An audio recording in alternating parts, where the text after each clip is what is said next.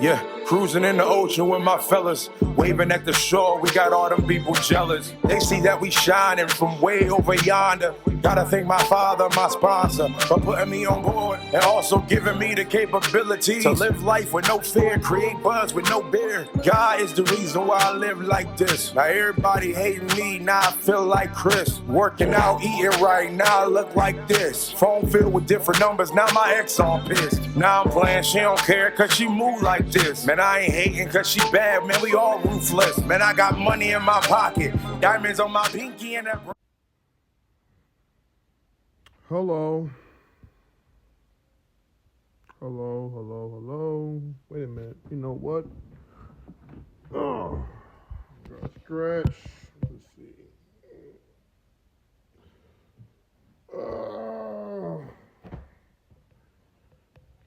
You guys don't really deserve a raw recap, but unfortunately, when you got people like Obeezy coming at your head talking about he needs a raw recap and he needs you to be consistent, you have to honor that somehow. So that's the main reason why I'm here. I'm not here for any one of you guys. I'm not here to be your best friend.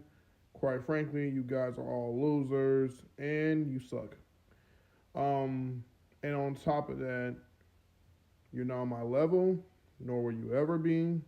The We Support Josiah movement wasn't anything to move anything regarding the WWE talks that we do here. So I will proceed to do WWE Raw recap and then get out your hair because, quite frankly, let me stop saying that. Because really, I don't want to be here, but I feel like I'm being forced to be here. So we're going to do WWE Raw results. This comes after Saturday Night's main event. Apparently, it was the 41st annual Saturday Night's main event. Quite memorable. Arguably the best Saturday Night's main event they have put together. Me, Beezy, and Larry all agree. Well, me and Beezy will. Larry needs to be more consistent than ever, but you can't be consistent when apparently you go to the gym and you're fat and you need to work out some weight because you should have been worked out. Anyways, we're going to be reading off this article from Eric Beeston because I do not want to go right here and highlight all the main points. I will highlight what I liked and what I did not like, and you guys will get my honest opinion. I'm not being cutesy or courtsy or whatever the word is. I'm not being cordial no more. I'm not being as nice as you guys would like for me to be because, quite frankly, that word again, scratch that. Because I don't mind being mean. And you guys wanted me to be mean for a long time. So here I am, being mean. On the heels of a Saturday Night's main event that saw a new World Heavyweight Champion crowned in the form of CM Punk, WWE rode into Rio Rancho, I believe it was Albuquerque, New Mexico, for a jam-packed episode of Monday Night Raw that featured the start of the build to Survivor Series on November 29th. Give me 1 second. As I was saying, what went down between the ropes on the mic and out of the ring, and how did it all affect the Red Brand ahead of the final premium live event of the year? Find out with this recap of the November 3rd Netflix broadcast. Yay. Oh, I don't usually read this, but I'm going to go ahead and do it anyways because it'll save me some time from not speaking too much to you guys. Apparently, I talk way too much. So I'm going to talk very, very, very, very, very, very, very, very, very, very slow so you guys can hear every articulation of my words, every diction that comes in the form. So even the slowest ones that are super illiterate like Beezy can actually understand and hear what I'm actually saying. By the way, screw him, screw Larry, screw the B&L connection. They don't want to be called baby faces or good guys, but in retrospect, they are. with me being the only heel bad guy. They want to claim to be, just themselves and just so real and so authentic, as if I was never being real and authentic. But that's neither here nor there. So, announced in advance of Monday's show, CM Punk promo, Penta versus El Grande Americano, Bailey and Laura Valkyria versus Asuka and Kairi Sane, the Kabuki Warriors. World Tag Team Championship, AJ Styles and Dragon Lee versus Finn Balor and JD McDonough. Stephanie Valkyrie and Nikki Bella versus Roxanne Perez and Raquel Rodriguez. So that was an announced lineup, but then I guess they had to announce more as the show had progressed. So cool. CM Punk. Now this is where I can get my energy up because I'm going to praise CM Punk without having to praise fans. CM Punk celebrates his championship win. My God, yeah. CM Punk, that's right. And he defeated that whack boy Jey Uso. Yeah, I'm saying it right now. You know what I'm saying? Like, if this gets underneath Larry's skin, great. I would love for it to get underneath your skin. I would love for you to respond. But you don't have the balls to respond. You just want to remain soft. And, yeah, just irrelevant. And not active and not consistent and slow and fat and not working out and you should have been worked out. Anyways,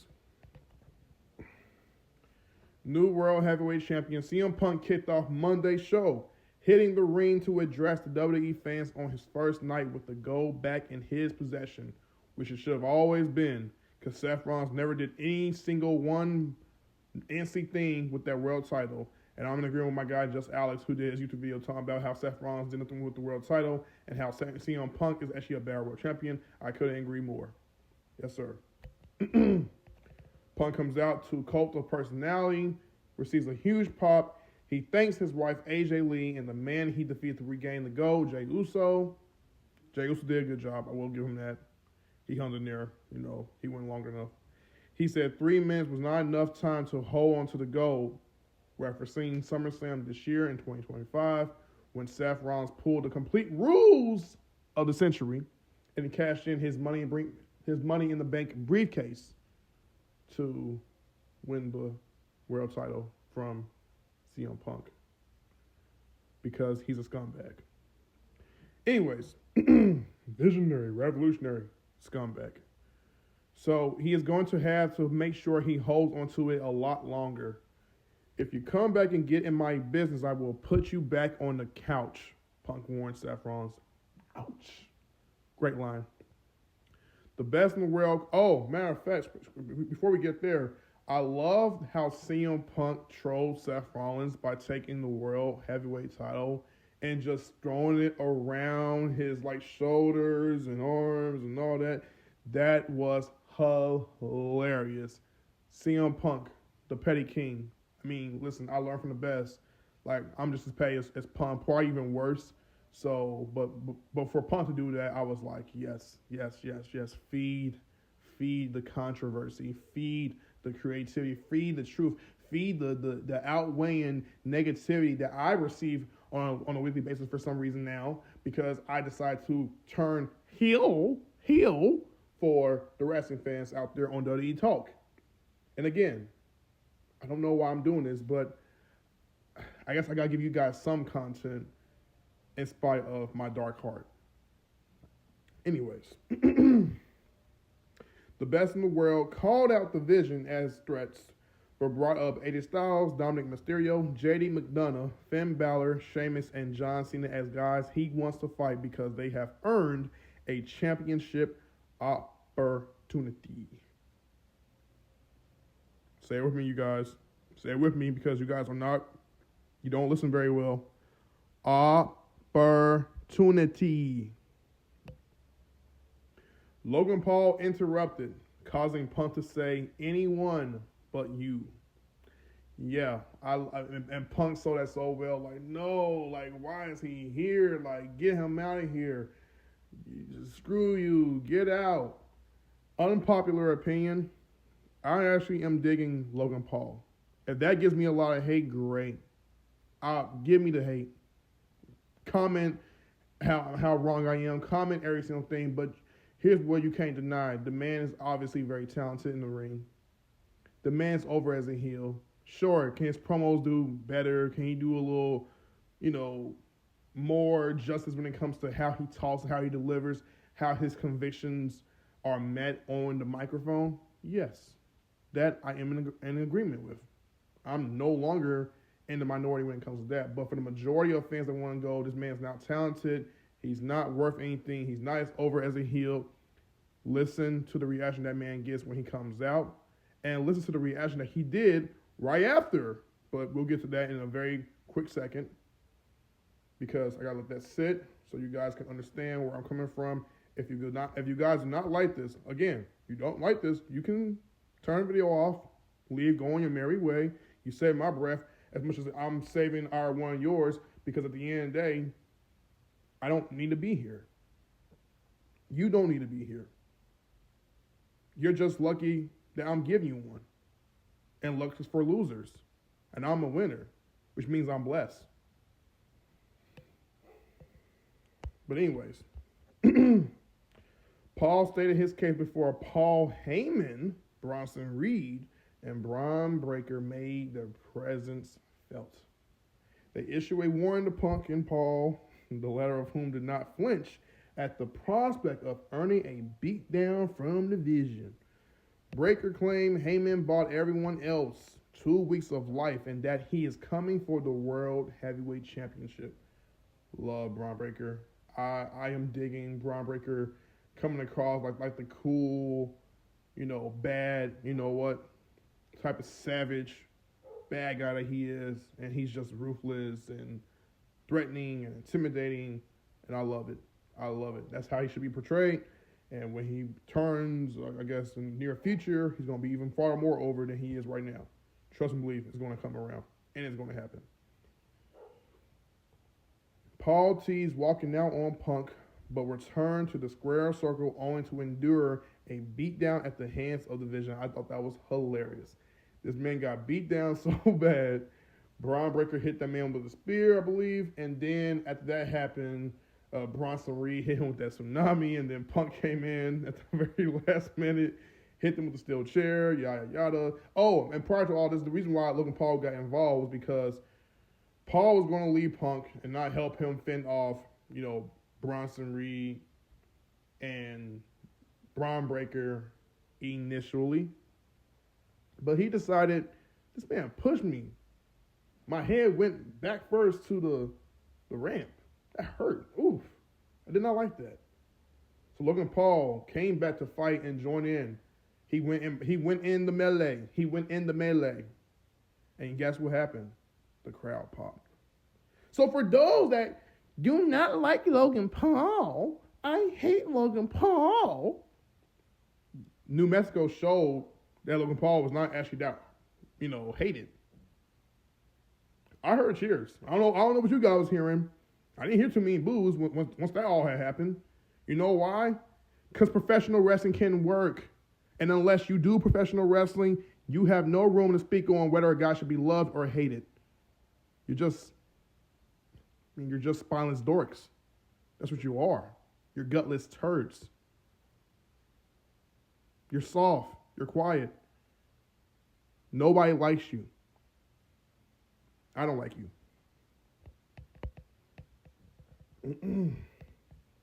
Woo. Punk cleared the ring of the villains to wrap up the 26-minute promo segment. That's how long it went. Nearly 30 minutes. Okay, cool. Nearly 30 minutes. Punk being beside himself when Paul walked through the curtain was hilarious. Just absolute disgust. Yeah. Punk is comedy gold. He's the best in the world for a reason. One of the best on the microphone for a reason. And he's just so real and authentic and unfiltered. And he's appreciated for it. You know who's not appreciated for it? Me. I'm not appreciated for it. Because I listen to people who are blind. People who overtalk. That claim that I overtalk them. Yeah, moving on. Heyman said, I see a bitch without an owner to Logan Paul. That was a hilarious insult. This was an abnormally long promo segment right out of the Monday Night Wars. It was 26 minutes of talk, but unlike other bloated promos, this at least was interesting. In one segment, Breaker reintroduced himself to the world title picture, and Paul became more interesting than he has been in at least a year. The YouTuber, when insulted and threatened, stuck up for what was right in the moment and fought back against the vision. Is he a babyface or a heel? Is he legitimately in this title hunt? That there are those many questions surrounding the guy is evidence that this worked. I don't need to say more. He broke it down very nicely. Okay. Yeah. Alrighty. The next thing we had was a tag team match with the woman. Stephanie Vaquel and Nikki Bella taking on Roxanne Perez and Raquel Rodriguez. Your boy knows Spanish too, by the way. Oh, and by your boy, I'm saying from off the distance, clearly away, somewhere around. Maybe I might be saying it to a spirit. I'm not saying it to you guys. You guys don't deserve me to call you out for saying I'm your boy. You're just not. And for those that want to be like, Josiah, you're really taking this heel thing too seriously. You're really becoming the bad guy. First of all, I'm not taking this heel thing too seriously. I'm not becoming the bad guy just so I can just throw out these insults. I legitimately am telling you insults right about now. This is not no shoot. This is not no work. I don't like any one of you guys. I'm serious. I don't know you. Could I get to know you? Maybe. Chances are you calling my phone? Are you texting me? Are you visiting me to see if I'm doing well within my health? I don't think you are. So because you're not, why should I care about you when you don't care about me? Okay? There you go. Born of last week's confrontation between the babyfaces and the Judgment Day, the match pitting Women's World Champion Vaquer and Bella against Perez and Rodriguez started hot, with the former two riding momentum into the commercial break. During the timeout, though, the heels isolated Bella and cut her off from her partner, targeting her head and neck area to gain the upper hand. A tornado DDT from Bella finally created separation that allowed her to make the tag to La Primera. Vaquer exploded into the match, taking the fight to her opponents and delivering a dragon screw leg whip to Rodriguez. Looks so nice. She added a high crossbody block for a 2 count, but twice failed to host her larger opponent up for the SVP. The babyfaces continue to roll, with the champion teasing Devil's Kiss on the ring apron. By the way, I love it. I'm not doing it for you guys. I'm not doing it for BZ. I'm not doing this for Larry. I'm doing it for myself because I can entertain myself by saying this. And Booker T, shout out to you because you made this all the more hilarious.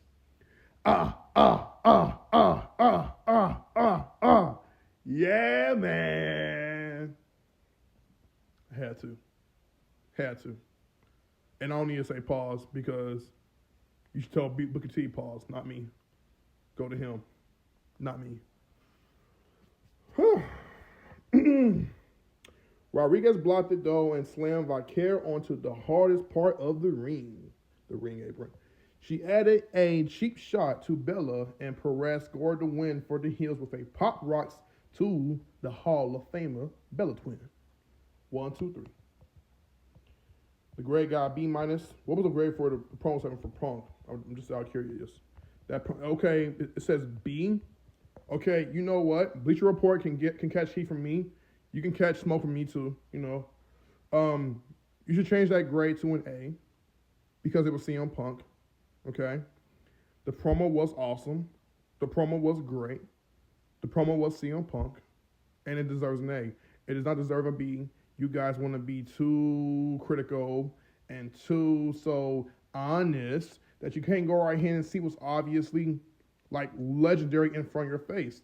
There's a reason he's the world champion. There's a reason that man is kept in the conversation in pro wrestling today. So the way I see it, you better change that. Matter of fact, I'm going to change it for you. The grade is not, matter of fact, anytime I see a grade on here, I'm going to give the grade for myself. I don't care what this grade says on an article. And if every fan want to come onto this article and believe that the grade warrants what it says here on the article, be my guest and be sheep. I'm not going to be sheep. I'm going to be a wolf. Okay? I'm going to huff and puff and blow out that grade and turn it into an A. If Punk Salmon was an A, with Logan Paul, Paul Heyman, Braun Breaker, and Bronson Reed, the Vision, all involved. It was an A. It was an A. You're playing on me, man.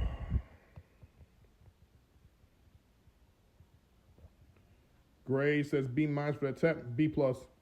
B+. B+. Raquel and Roxanne deserve a B+.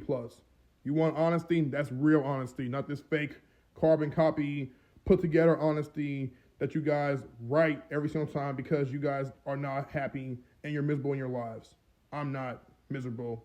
I'm not depressed. I'm not sad. I'm happy. So B+. Thank you, Eric Beeston. Thank you, Eric. There was a ton of energy to create this. There's a ton of energy to this, and the crowd even greeted one portion of the contest with chants of, "This is awesome." And I will go, "You are awful." But there were some sloppiness down the stretch that hurt the impact of the finish. Agreed. Still, it was nice to see the Judgment Day score a big win here, while Bella's continued failures likely set the stage for a heel turn and a battle with Valkyria over the title. Yeah, they're teasing that very long. I'm just like, get to the point already. Get to the point. Nikki Bella wants to go after her for the world title. Awesome, cool. Either way, she's going to lose. She's not beating Stephanie Valkyria. So let's get that match out the way, please, for the love of God. Backstage, CM Punk asked Jey Uso if he could trust him. Oh, if he could trust Jey Uso. Who trusts Jey Uso? I just want to ask that question for a second. Who trusts Jey Uso? He comes from the bloodline, where bloodline glazers exist, like Larry. He comes from the bloodline, where bloodline glazers exist, like Larry. Ponder on that for a thought. Uso reassured him in a tag match, pitting Punk and Uso against Reed and Breaker appear to be set for tonight. Nice. Cool. Then we got my guy, Penta El Cero Miedo. If you guys do not know Spanish, Cero, no, take it back. Cero Miedo es Español. Nope. Cero Miedo is Spanish for the English 2 words, 0 fear. But you guys don't look up anything anyways. You're too busy going on social media, trading bars with people for unnecessary, meaningless conversations.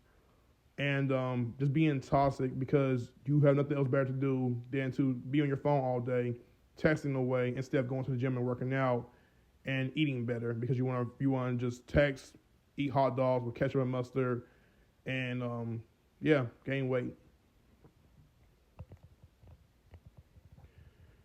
Flanked by Bravo and Rayo, don't ask me why they chose those names. WWE's gonna do whatever they want to do. El Grande Americano squared off with Penta in singles competition Monday night. The babyface controlled the majority of the opening minutes, keeping El Americano off guard. The heel countered a Mexican destroyer on the ring apron, though, and set Penta crashing back first on it to turn the tide in his favor ahead of the commercial break. 20 minutes, we're good. All right, we back. The babyface control. Oh, never mind. Back from the break, and Penta created separation, stunning Americano. Please bring Chagall back. While he was not able to mount a consistent offense, he fought his way back into the match. When Bravo interfered, sweeping the fans' favorite's legs out from underneath him, he was ejected from the ringside area. In case you guys do not know, because you're dumb and you don't look up information too well, unless you're looking up information way too well, and you tend to do that all the time because you want to spoil stuff and ruin each other's surprises from when they watch a Raw or SmackDown or even a pay-per-view. Bravo is actually Tyler Bate in the mask, okay? It's Tyler Bate. And Ryo is Pete Dunne. But who cares? Ryo slipped Americano the metal slab to place in his mask and was summarily, I like how I just said that, not summarily, ejected from there. Back in the ring, any attempts at cheating were negated, and Penta delivered a Mexican destroyer to secure the victory. 1, 2, 3.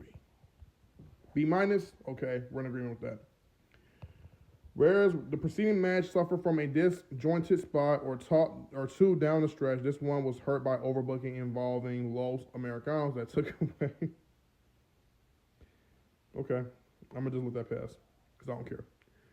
That took away from what was a fairly strong match up to that point. Penta scored what was a nice bounce-back victory here, while the heels lose nothing in defeat.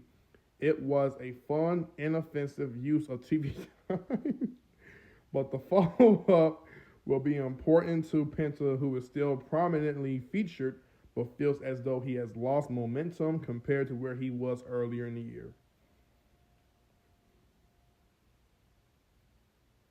I think when WWE books talent like that, it's not because they're not trying to push them. I think people take this push thing way too dang serious when they go, so say Penta got pushed right about now. Okay. If Penta won the IC title, hypothetically, let's just call it for what it is, because wrestling fans are dumb, and they're nonsensical at best, and they're hypocritical, and they're fickle-minded. If Penta was to go about winning the IC title, all right, let's just call it for what it is. He wins the IC title. Some people will be calling for a long title run, and then some people will be like, I'm tired of Penta. It's been 2 months. Can we give back the title to Dominic Mysterio? Can we give it back to, I don't know, El Grande Americano, for an example? Can we give it back to Can we give it to Rusev? Rusev's never won the IC title. It would be great if it was on Rusev's shoulders. This is what you guys do. So as much as this is a critique of Penta, oh, he slowly has lost momentum. Really, he's not lost momentum. He's getting over. They put the man in the main event picture with Seth Rollins when Seth Rollins was there. The WWE is going in the right direction with Penta. He's not supposed to automatically just win gold in his first year. Not everybody wins gold in their first year. He will get there. They're going to give him the opportunities. They're not burying him. Calm the heck down. And on top of that, if they're really so much against Penta, they should not be giving that man no fire. They should not be giving that man no fire, fantastic entrance. His entrance is so dang on dope. You could tell they spent a lot of money putting together that whole entire presentation. So if they're really against Penta and they're trying to book him to lose, which by the way, he did not lose his match, explain to me how my guy is being buried. Please, for the love of God, explain to me how is my guy being buried. Right, you don't make sense. A promo video hyping up the Kabuki Warriors aired. And by the way, I was talking to you, Eric. You're not making any sense with that. And the fans. Dominic Mysterio promo. My guy, Dirty Dom. Remain a heel forever, please. Because the moment you turn babyface, apparently you're the bad guy in fans' eyes. Fresh off his 9th successful defense of the Intercontinental Championship Saturday night, which my guy pulled a genius move, man. He was ringing the bell. He was throwing the chair at Rusev and saying Rusev could go right here and get disqualified, but didn't realize it was a triple threat. But Dominic Mysterio ended up capitalizing, like I just said. He went ahead and rang the bell. He rang the bell and took the hammer thing, and he capitalized on Rusev being hit with the hammer and pushed Penta out. Frog Splash Rusev, 1, 2, 3. Got the W-E. It's me and him. It's we. Dominic Mysterio hit the ring for a promo and wasted no time, claiming there was no one who could stop him. He is calling himself the greatest, the king of the luchadores. The king of the luchadores. Cool. Enter his father, Rey Mysterio, who returned after a lengthy foot injury. I thought it was a groin injury, but thank God it was a foot injury. Yeah, big pop. They're in Mexico, so obviously it's their Karen folk. You know what I'm saying? I'm not saying it to be the one word. I'm saying it because that's just the truth, and it showed. The Hall of Famer took exception to his son claiming to be the king of the luchadores, calling it an insult to El Santo, legend, Blue Demon, or Demon, legend too. I remember watching Blue Demon matches when I was younger. I'm a wrestling aficionado. I'm a wrestling aficionado fan, okay? And Eddie Guerrero. La Viva la Raza.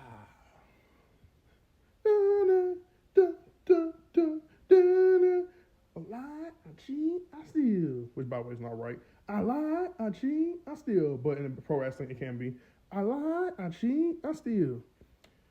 Dirty Dom claimed to be better than all of them, and more importantly, knows he is better than his father. My man said Eddie Guerrero was his dad. And then he said he was better than all of them, including Eddie Guerrero, and then also Rey Mysterio. It was great.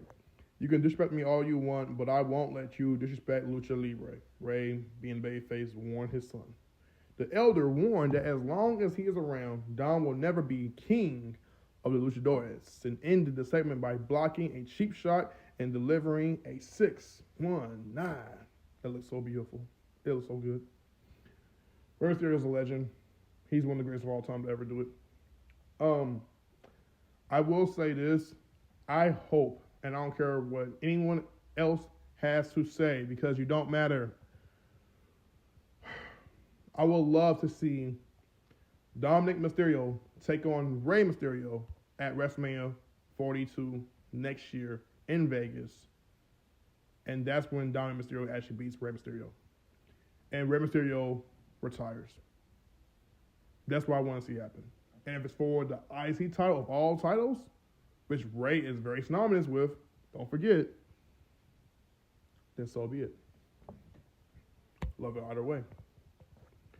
The crowd was red hot for this, with the Hill's ability to control the crowd on full display. Yup, they chanted, dirty, dirty, dum, dirty, dirty, dum, dirty, dirty, dum, dirty, dirty, dum. This was a fun promo segment that did not reinvent the wheel, but reintroduced the father-son rivalry just in time for Survivor Series in their home. Oh, so they may be doing a Survivor Series. I'm not mad at that. I ain't mad at that. And it's in their hometown. Yeah, that's crazy. Yeah, San Diego. Wow. The WWE is cooking. The WWE is cooking. That's okay. Okay. I see what they're trying to go for. So basically, that's a full circle moment. That's so full circle. Okay. Now, I'm not going to get into my predictions. I'm going to keep that for myself. You guys are not worthy and deserving of my predictions for Survivor Series until the card is fully finalized, and then you will get my predictions in spite of how I feel about you guys being losers. Expect that match to make its way to the PLE card eventually. Oh, and you guys are poor. Yeah. Poor. Becky Lynch's words of warning. Becky Lynch, I'm gonna get into my feels about her promo after I read this. Let me make sure the time is right. Okay, cool, great. Becky Lynch jumped on the announce table unexpectedly and cut a scathing promo on the last few weeks of her life, including the injury to her husband, Seth Rollins, who she always called hot. Cool. Adam Pearce sending her home, and Maxine Dupree thinking she is in the same league as the man. She sent a warning to Dupree before welcoming her to the big time, a nod to her former big time Bex character. On her way up the ramp, she had an interesting confrontation with the Kabuki Warriors, potentially hinting at a partnership in time for Survivor Series War Games. War Games! On November 29th. Love it. Love it, love it, love it. And Eric Beeston, you got this right this time. You got it right this time. You got it right this time. But I would just add on a plus. You said A, I'm going to say A plus. A freaking plus. Go back and listen to the way Becky Lynch was cutting that promo. You can tell, one, she meant every word that came out of her mouth. There was passion, there was fire, there was conviction, there was unbridled theory. But what stood out to me the most about her promo, and as an actor, I know this myself. By the way, I'm an actor. I'm not saying I'm acting for this. No, don't get to it. Okay. Let me clarify something right quick. Because you guys are going to take what I'm saying as like, oh, he's just acting as a heel or a bad guy. I'm not. Okay. First of all, get rid of calling me a heel. Get rid of calling me a bad guy. Those are labels that are boxed in. You call me a villain. I don't mind the villain term because the villain term is not an overused term. Heel and bad guys are. So if you want to call me a villain, that's great. That's fine. Kudos to you. But I'm going to let you guys know right now that even with me being labeled as such, I'm just me keeping it real for the very first time in my life. I had to lie and fake it in front of you guys for too long. And now you get nothing but the utter real truth. So yes, I do acting. I'm not acting doing this recap. And if you don't believe me, that's on you. I don't know what else to say. That's on you. Again, this is not a work shoot. This is legit. I'm keeping it real. I'm not saying real in quotations. No, get rid of that. I don't care. I'm only doing this to serve me. Really, it's to self-serve me at the end of the day. It's to really give me like brownie points and be able to tell people, yeah, I can be consistent. Yeah, I can be every day. Yeah, I can be doing this and doing it well and doing it my way. My way or the highway. Yeah. This is Limp Bizkit out here. Yeah. My way or the highway. Yeah, suckers. Yeah.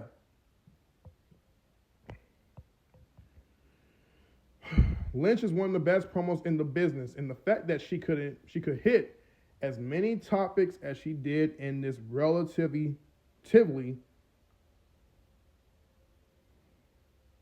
we're going to restart that over because I don't stutter. I just flub a line like all actors do. Great actors at that too. Lynch is one of the best promos in the business, and the fact that she could hit as many topics as she did in this relatively short segment and reflective of it. Yeah, amazing. She was excellent as she seethed over Dupree and the corrupt referee trying to keep her down, but was equal parts hilarious and serious when she needed to be. Yes, when she goes into the, I'm the greatest female wrestler of all time or the greatest wrestler of all time. And it ain't just me saying it. Sports Illustrated has said it. Bleacher Report. She mentioned Bleacher. That's what got me. I popped when she said Bleacher Report. Bleacher Report even said it. Man, Becky was cooking. I loved it. I freaking love this promo, man. One of her best promos. It got to be in her top 5, top 10 somewhere. Somewhere.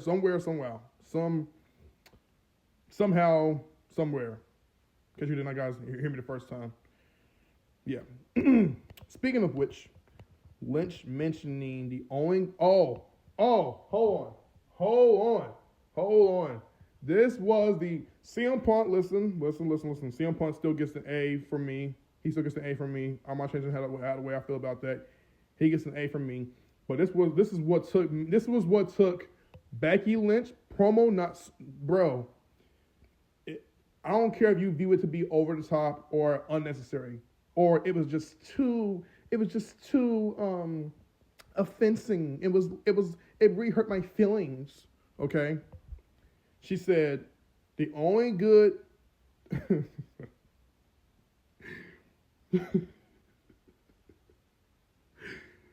Becky is such a heel, and I love it. This is what I would have said too. The only good thing to come out of New Mexico was a TV show about how much meth you do.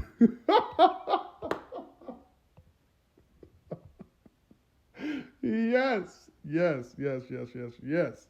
That is what I'm freaking talking about.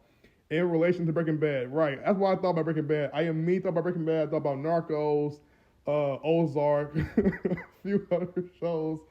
I can think about Power, you know what I'm saying? Whatever drug-related show is out there, obviously, is what you're talking about. But yeah, New Mexico was definitely, yeah, as a matter of fact, yeah, New Mexico was the location for Breaking Bad. Forgot about that. It was. It sure was. Crazy. Yeah, she had Wade Barrett cracking up. I was cracking up too. It was hilarious. It's just super funny, bro. Super funny. Anyways, great promo. Promo of the night. Stood out the most. Probably the best thing on Raw to me, in my personal opinion. I think that was the best thing. I was going to give Punk's promo with what happened in the beginning and then what happened towards the end. You'll see what I'm talking about. But Becky Lynch to me won. She had the moment of the night. And if you want to argue with me about it and debate with me about it, we can. I will go tooth and nail with you, eye for an eye. I do not care. So, yeah, debate with me all you want. It was the best thing that happened on Monday Raw last night. Sorry. 2 nights ago. However, whenever this video gets released, you'll know. Who cares? Bayley and Lyra Valkyria took on Asuka and Kairi Sane, the Kabuki Warriors. The result of the closing moments of last week's show, the next match pitted Bayley and Lyra. By the way, Bayley and Lyra did a backstage segment where Lyra was trying to ask Bayley if she could trust Bayley. Trust will remain quite the theme on the show too. So she was asking Bayley if she could trust her. Bayley's like, yeah, no problem. I mean, I have my history with Asuka and, Kairi, referencing Damage Control, her group, her stable. But she was like, you can trust me. I got you. I just need to get my head on straight and focus, and we're going to kill it. We're going to do our thing out there. Trust. So, the heels seized control of the bout, negating the early onslaught by the Bayfaces ahead of the commercial break. By the way, commercial breaks suck. And I would have thought with them being at Netflix, they would have gotten rid of that. But no, the WWE needs to keep on making their money somehow, some way, and doing business with ads that don't necessarily matter whatsoever. If you want to put an ad, do it for a YouTube video. Do it for a YouTube video. I don't care about YouTube like that. YouTube videos, like this one, could have ads. That's it. Don't do ads for shows that we watch on Netflix. I'm gonna let that slide. Valkyria dropped Sane with a powerbomb from out of nowhere and made the hot tag to Bayley, who exploded into the match and delivered a big elbow drop to Asuka for 2. Zayn cut her down with a forearm from the ring apron after making an undetected tag. I like that, an undetected tag. But the role model recovered and delivered a belly to belly for another near fall. Valkyria delivered a big leg drop to Zayn for yet another 2 count, only for the private. YouTube, if you guys would like to send me an NEA, I will sign it because I am not that kind of guy whatsoever. Only for the pirate. Wow. Only for the pirate princess to drive her into the mat with a double stump from the top rope. Late in the match, Asuka sent the former women's Intercontinental Champion, that sounds so bad, the former women's Intercontinental Champion into Bayley, knocking her from the apron back inside the square circle. The Empress of Tomorrow trapped Valkyria and the Asuka lock, forcing a submission for the win.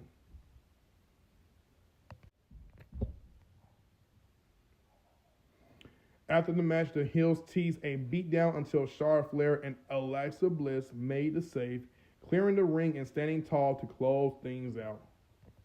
Yeah, as they should. The Alliance of Convenience. Love their tag team name. Love the chemistry. And they're over. Don't let nobody fool you and tell you otherwise because they want to be not fans of Charlotte Flair for whatever reason. Cool. All 4 women in this match are awesome and among the best competitors on the roster. They deliver a strong match that may have gotten a little too fancy for its own good. I didn't feel that way, but okay. But executed the finish to perfection. The arrival of Flair and Bliss afterward continued to hint a potential triple threat for the Women's Tag Team Championship in the near future. Can we get the woman to have, this is my issue. Can we get the woman to have tag team names? Like, why not have, like, if the man can have tag team names with no problem, why can't the woman have the tag team names? I want to see Alexa and Charlotte refer to themselves as the Alliance of Convenience. That's a great tag team name because they don't claim to be best friends, which gets them all the more over. You would think the WWE would have gone that route because they give Asuka and Kairi Sane no problem calling them the Kabuki Warriors. So call Charlotte and call Asuka. Call Charlotte and call Alexa the Alliance of Convenience. Come on. And Bayley and Lowry can probably have a name, but then again, long-term wise, I don't know. I think somebody's going to turn heel on one of them. So it's going to be either Bayley or Lyra. Backstage, a frustrated Dominic Mysterio interrupted his Judgment Day teammates. Finn Balor and Jaden McDonough told him he would have to deal with it himself because they had tag team titles to win. Roxanne Perez sat Mysterio down, offered some advice, and kept alive the inevitable showdown between her and Liv Morgan for his affections. Oh, you already know what time it is. The moment she comes, big pop, big arrival. She's going to whoop that behind. From behind. Or in the front. However she want to do it. The World Tag Team Championship match was defended to AJ Styles and Dragon Lee versus the Judgment Day. Now, one of my guys mentioned something that was interesting because I've been feeling this way too. Although it's great to see AJ as champion, and it's also great to even see Dragon Lee win his first go on the main roster, if I'm being really honest, something about AJ and Dragon does not fit for some reason. They don't match. And I think it's going to take some time for us to get used to that. But for the most part, it's not matching right now. It's just not matching. I want to see it match as far as them being a tag team. But they still pull on some great matches nonetheless. And this was no exception.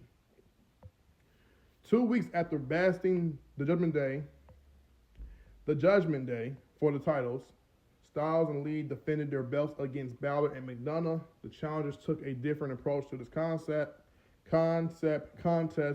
attacking from the opening bell and seizing early control of the bout with quick tags and a focused attack. The Bayfaces fought back. I get to repeat myself over and over if I want to. I don't care if it's repetitive. Unfortunately, you guys need to listen more. So if you want to keep on questioning me for how many times I mess up, I don't care. I'm human.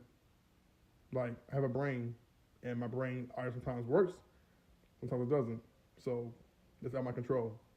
You don't have no control of my body at all. Just letting you know. The Bayfaces fought back and launched themselves over the top rope and onto the former champions as the show headed to commercial break. Back from the timeout, and the action was fast and furious, with Lee sparking a championship comeback. Balor cut him off, though, dropping him to buy the Heels a momentary reprieve. Oh, and by the way, Dominic Mysterio was managing the tag team, the JD and everything. Balor cut him off, though, dropping him to buy the Heels a momentary reprieve. A tag to Styles brought the future Hall of Famer back into the fray to square off with Madonna. Dominic Mysterio got involved, but his chicanery backfired, leading to Balor delivering the coup de grace to Madonna by accident. I forgot about this part. Yeah, he sure did. The Irishman made the save for the Heels and ordered Mysterio to hit Styles with the Intercontinental Championship. That's because it's a long word. Like, seriously. But Sheamus appeared and wiped out Dirty Dom to allow pop. Love it. Balor used the shillelagh on Styles, but Lee broke up a pin attempt as the action continued to break down. The latter wiped out 2/3 of the Judgment Day villains at ringside and back inside the square circle. The Phenomenal One delivered a Styles clash to Madonna for the W. They retained the belts. Grade was a B. Yep, I ain't mad at that. This was a quality follow-up to the TV match of the year candidate from 2 weeks ago between these teams. Yeah. Oh, yeah. Oh, yeah. You know what? Styles and Dragon Lee gives me, like, this is going to sound weird, but, like, remember when Kurt Angle, oh, man. Who did Kurt Angle team up? Was it Chris Benoit? I think Kurt Angle and Chris Benoit were tag teams for a while, and they defended the belts against Edge and Rey Mysterio. Yeah, Edge and Rey Mysterio. How ironic here. So, yes, that's what they remind me of. It's like Kurt, I would say AJ's like in the Edge role, whereas Dragon Lee is more in the Rey Mysterio role, right? And then if I had to say who's Chris Benoit in the tag team over Kurt Angle and them, I would say Chris Benoit would be, I'm trying to think, who would he be? I'm going to say Chris B because, you know, YouTube and people get so offended. But he did this, I'm sorry. Chris B. He was who was Chris B in this case? I would say Chris B. Chris B was definitely JD Madonna. And then if I had to say who's Kurt Angle, Finn Balor. That's what the whole pairing remind me of, and why their match of the year candidate I think stood out. But if you know, go back and watch, you know, Edge and Rey Mysterio taking on Kurt Angle and Chris B in a tag team match, and you'll see what I'm saying. The action was top notch. The story of Mysterio trying but failing his teammates again. What? The action was top notch. The story of Mysterio trying but failing his teammates again will only propel the Judgment Day story forward. And Sheamus is interjected into the IC title picture, where he will have a chance to win that one title that has eluded him. We have been, okay, it is 2025. Sheamus challenged for that belt back in 2022. So we're talking 3 years. 3 years of this man going after the IC title. When he wins that, it's going to be huge, bro. It's gonna be like a freaking happily ever after. Like, it's going to be a fairy tale ending that's going to be beautiful and awesome. And, yeah, like, people will remember it for years to come. For how long he had to go for that belt. And for when he actually began to win that belt. So the question is, does he win the belt by being Dominic Mysterio, though? In my opinion,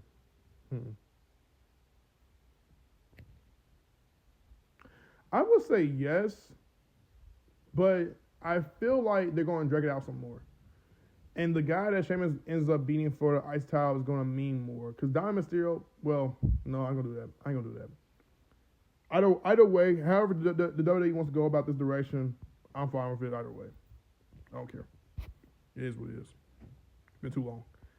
Backstage, Paul Heyman attempted to manipulate Jey Uso, playing to his ego and the idea Uso has a vision of his own.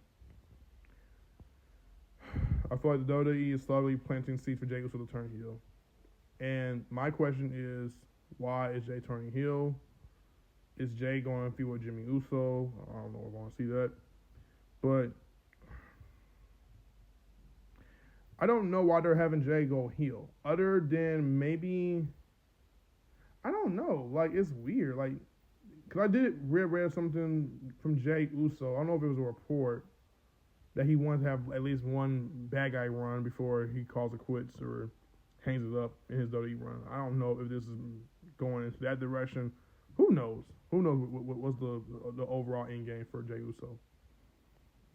Last but not least, drum roll, please. I'll do it for myself.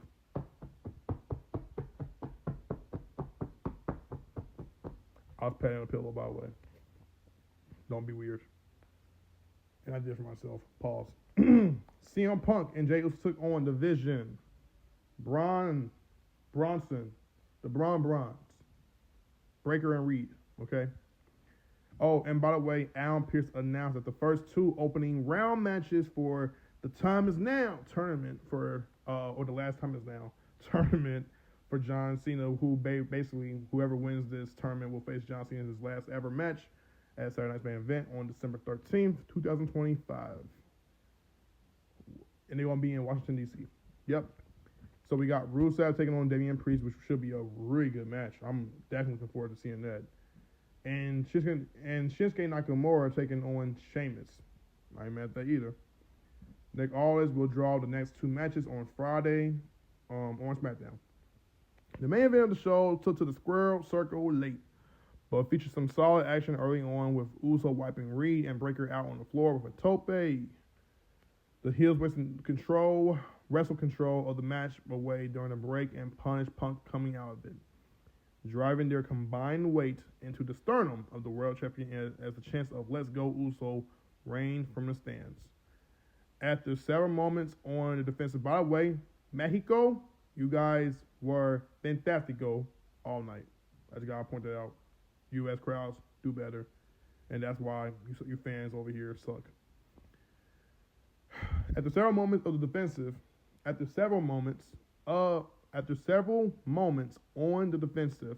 Punk tagged Uso into the match, and the former world champion unloaded on the heels. The fight spilled to the floor, where a countout was ultimately declared, but it was hardly the end of the war. Breaker wiped Uso out with a super spear, and the heels teed off on the babyfaces. Punk grabbed a steel chair to neutralize the heels, and Logan Paul returned to the ring to stand by the world champion, only to, and no, it was not surprising to me. Not surprising to me at all. Only to knock him unconscious with a pair of brass knuckles. Paul stared down the vision before handing over the nuts to Paul Heyman, seemingly aligning himself with the faction. Okay, so I'm going to say this right now, and it says this match ended in double count. Yeah, I forgot about that. Yep, double count was the result. Nobody won. For a grade, I remember that. I'm tripping. For the grade, I'm not going to give it a B. He said he gives it a B. I will give it a strong A. I'm going to tell you why I'm going to give it a strong A. I'm going to tell you why I'm giving it a strong A. But before I do that, let's read this some more. This was a perfectly acceptable, albeit abbreviated match, not unlike others featuring the same cast of characters in recent months. The fans were super into it, the action was well executed, and the outcome protected everyone from an unnecessary loss. The post-match involving Paul and his alignment with the Vision creates intrigue for next week's show, and that is all one can ask for from weekly WWE television. It gives fans to some kind of question to answer next week. Yep. This was a marked improvement over Friday's flat SmackDown. SmackDown was so flat. It was awfully flat. It was okay. I don't think SmackDown was that good of a show. I mean, if I'm being honest. The conversation with Cody and Drew was a little boring. Jay and Tiffany did not do much for me. If anything, I feel like what they did was very forced. If you want honesty, here's your honesty. And then I will say, I think the best thing that came out of that show was, by far, Ilya Dragunov taking on Nathan Frazer for the WWE United States Championship. That match was awesome. Like, go watch that. If you won't watch anything else on SmackDown, please watch that match. It was gorgeous. I don't know how to describe it. Just, yeah, outstanding. And Saturday Night's Main Event, which felt like the coldest live event special WWE has run in recent memory. If you're talking about cold from the audience standpoint, maybe, but for me, it was the best Saturday Night's Main Event they put together, because I think they did each match right, and for what it's worth, made them all entertaining in different ways.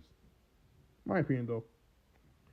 From a hot promo segment to start things, to quality in-ring action out of the women's division, to the renewal of the Rey vs. Dominic Mysterio rivalry, to another stellar tag team match, this was hit after hit. The ending angle was a bit predictable, but Logan Paul aligning himself with Paul Heyman is an interesting development and should be worth exploring deeper in the coming weeks. The Seeds were planned for key Survivor Series War Games matches. My guy Larry is not gonna like the fact that Logan Paul might actually get involved in a War Games match. Aww. Larry, go eat a cookie.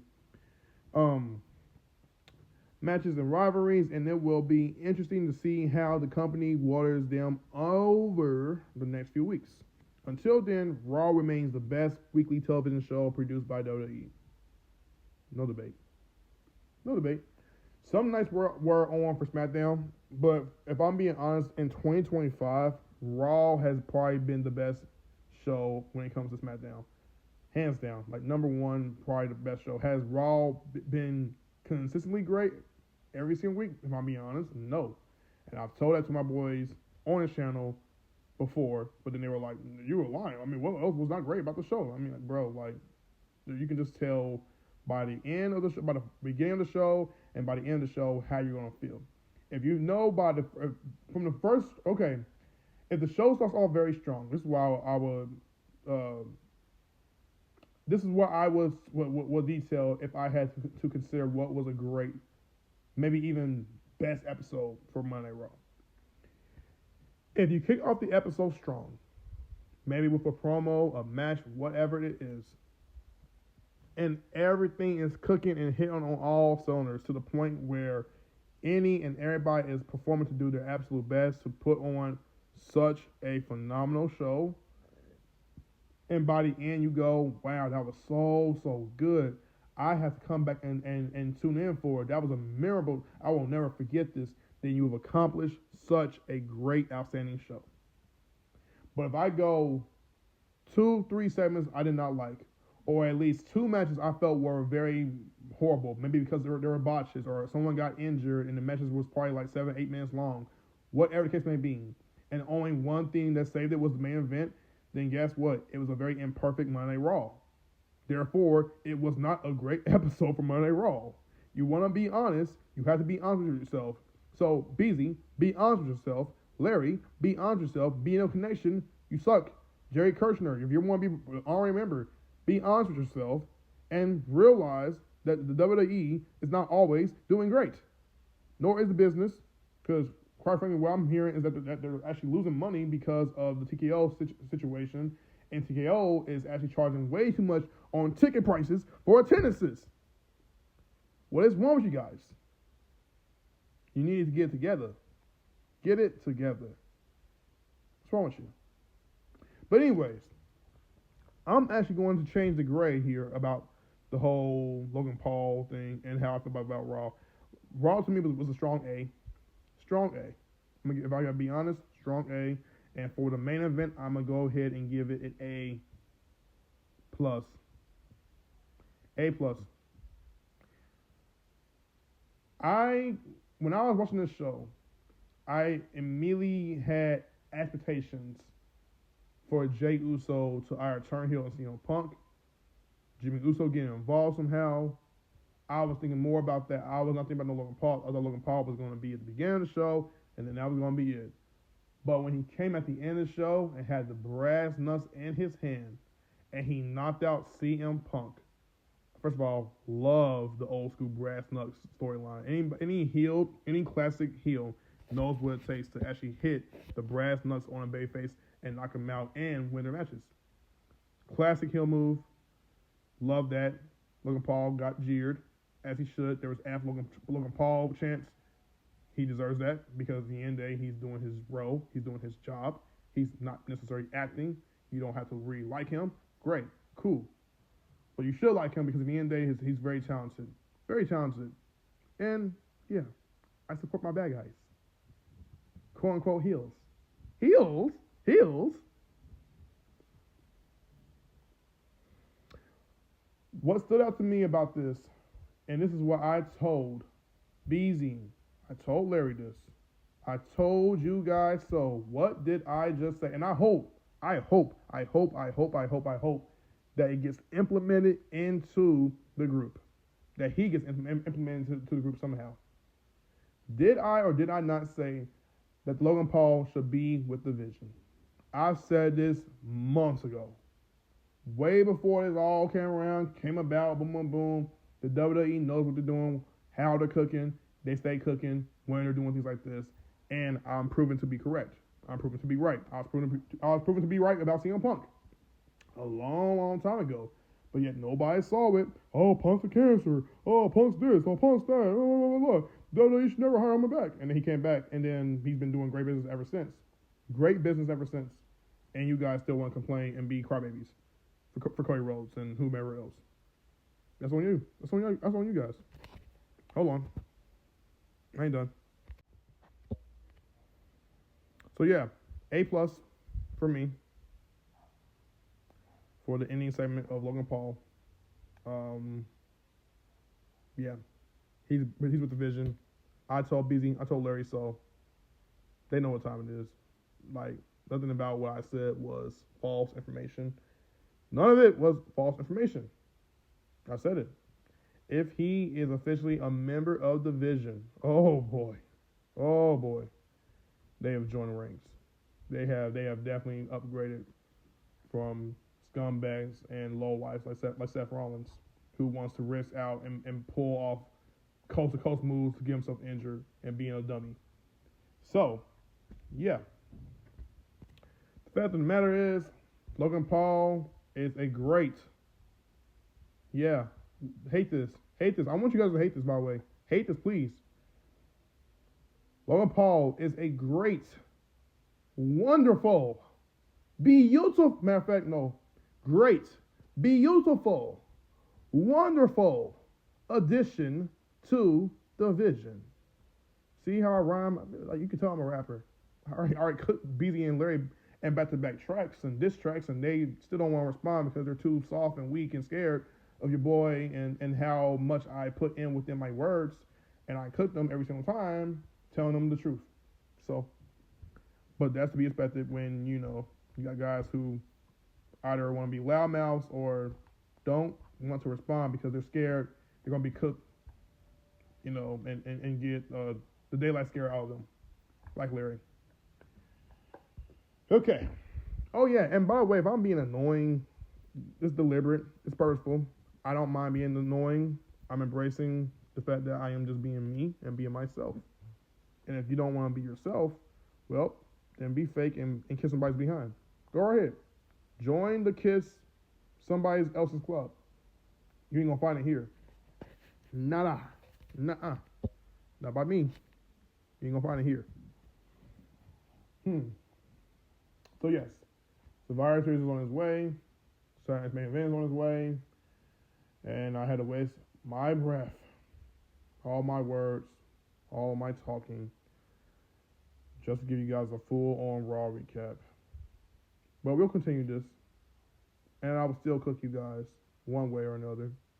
I'll put you guys in the microwave, heat you in the oven, burn you up, burn it down.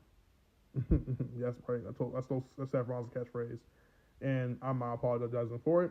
I'm not saying sorry, not sorry. I don't, like I said, I don't care. But if you guys want to support your boy, not me, your boy, Just Call Me Monty, or official Just Call Me Monty page, you can.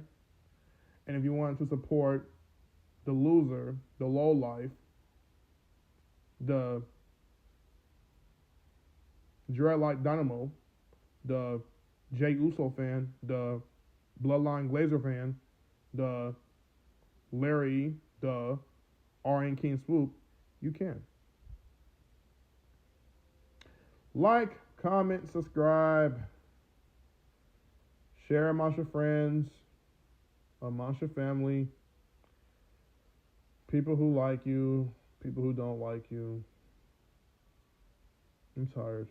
I'm finna go to sleep and erase all this nonsense out of my head, and whatever opinions you guys have to offer, I don't need to probably look at, but if I do look at it, I will respond and keep obliterating you guys left and right, because I'm the best on this microphone in this recap, and BZ and Larry can't compete with that at all. Goodbye, suckers. I feel that you ought to go. Treating me like I'm the man. I feel like you ought to go.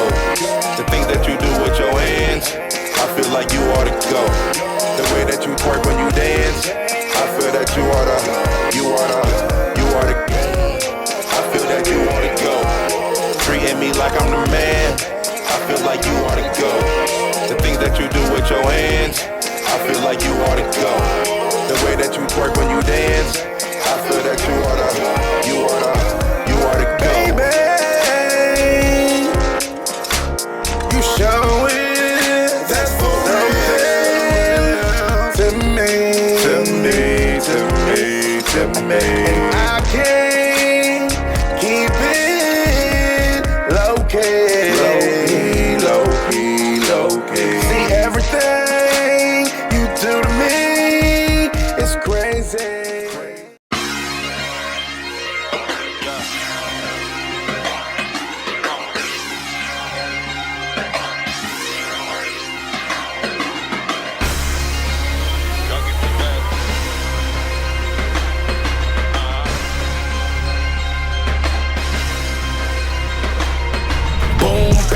Two to the dome, you know I came to kill.